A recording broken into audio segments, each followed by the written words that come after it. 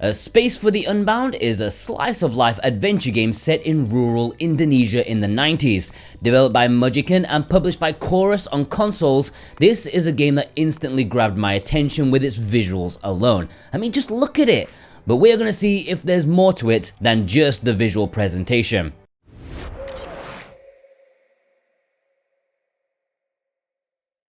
Before we get into it, there is a subscribe button down there, and you can do whatever you want with it. Same with my brand new channel, A Bit More Jordan, for a lot more me. Long retrospectives on your favorite classic games. Do you need a 3-hour retrospective on Skies of Arcadia? Of course you do. Go there, watch it. Now, A Space for the Unbound is a bit unwieldy to say in the middle of sentences, so since I don't need to worry about SEO, from now on I'm going to use its acronym AS for 2. Which sounds like the punchline to a Yo Mama joke from the 2000s, but it's not. This is AS for 2. The story stars two high school sweethearts, Atma and Rhea. They are almost at the end of their educational journey, but instead of enjoying the final moments of innocence before a life of meaningless robotic existence working for the man, something is here to rock the boat in this rural Indonesian town: supernatural weirdness. Yes, supernatural nonsense has decided to rear its head in Southeast Asia. Not New York this time, that can't always be the center of the universe.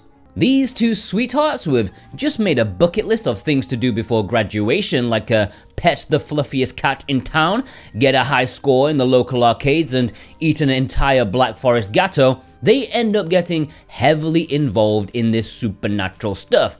And, as always, I don't want to spoil too much, but especially here, since the story is the reason you will be playing AS for 2. It's what you're buying the ticket for, so I ain't saying too much. But these two kids are caught up in it big time, especially Rhea, your pretty awesome girlfriend, who is more than meets the eye. Okay, the game description already spoils this, but they have supernatural powers themselves. Especially her, she can make cats speak. It's very important. God damn, these developers love cats. You can name the entire population of stray cats, genuinely. What you have here is an incredibly mysterious narrative. It's both overly syrupy at times, and also downright compelling when you're often questioning just what is going on. What was that prologue all about? Where does this young girl fit into things? It's really nice. The main characters are really nice. Too nice, in fact, which is, alright. I'm sick of everything having to be edgy these days.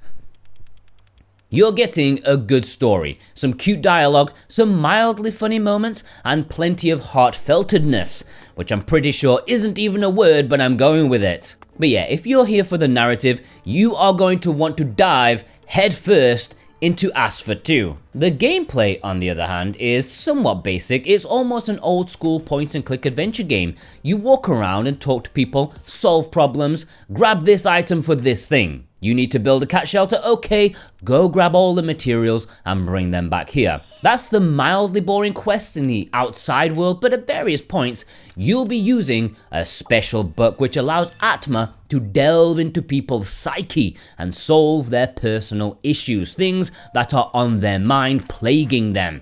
This is where the puzzles do get mildly more interesting as you figure out how to proceed. It is very promising, and I do enjoy it quite a lot. However, the game is too quick to tell you exactly what you need to do. Maybe we can find it at the general store. Yes, let's check the general store. Maybe the general store will have what we need. That general store sure is a handy place. Let people use their own brains, please. I mean, I get it. They want everyone to play their game. They want it to be accessible. But when you've got a game that's got like curse words in it, you've obviously made it for someone who's mildly more adult. And I'm pretty sure mildly more adult people can use some essence of logic in there. I would hope. People aren't dumb, okay? Let them think. They will feel much better about it. Especially here because the puzzles, they're not even difficult at all. It would be easy mental stimulation to any player. And that's the only big complaint I have about AS for 2, because it's otherwise a bloody great experience. It does try to change things up a little bit in terms of the gameplay when you're not solving puzzles. There are small amounts of quick time events, like throwing a toy to distract a dog, a bit of stealth as you try to avoid your teachers. The main thing though is a basic fighting quick time event. You pull off combos and also have to time a block. Super simple, super easy, overly generous, but it is a nice way to switch up the experience a little bit. Get the player involved, even if they're scared that you might use your brain. Yeah, okay, I'll stop harping on about that. The gameplay is pretty mild, but it complements the narrative well enough. It doesn't distract from the storytelling, nor is it mundane enough to think, why even bother? They managed to find a really good balance in my opinion. Just not in the hand-holdingness. That's also not a word. Now, Asphalt is available digitally on the Nintendo Switch for $20 in the US, £18 in the UK. That is quite the price for an adventure game. It's risky, but it is available physically, but only in Japan. But that does have English, so you can import it and play it on your Switch console, keep it for yourself, or sell it once you've had your fill. So yeah, if you want it physically on the Switch or PS5, check the links in the description. If you click the link and purchase it, you also support SwitchWatch at the same time, and thanks ever so much. Plus, in return, if you click our link, you can also get a tasty 5% off with our current discount code SWTV23. That's SWTV23 for 5% off. If you're watching this in the future, that's going to run out at the end of March, so be sure to subscribe and watch the latest Let's Get Physical video every Monday for the latest code updates. And, hit that bell too while you're at it. There has been no word of a Western physical since the developer had a disagreement with the original publisher, P-Cube. The whole release was put into disarray, so I guess a Western physical could happen at some point in the future, but it's not currently planned or announced that I'm aware of. And although I said the price is risky, I think the presentation justifies the price somewhat. I mean, it might seem a bit steep for a narrative adventure game, but damn, the amount of love put into this is great. Visually, Asphalt is utterly sublime, and call me shallow, but it's what instantly drew me towards this game.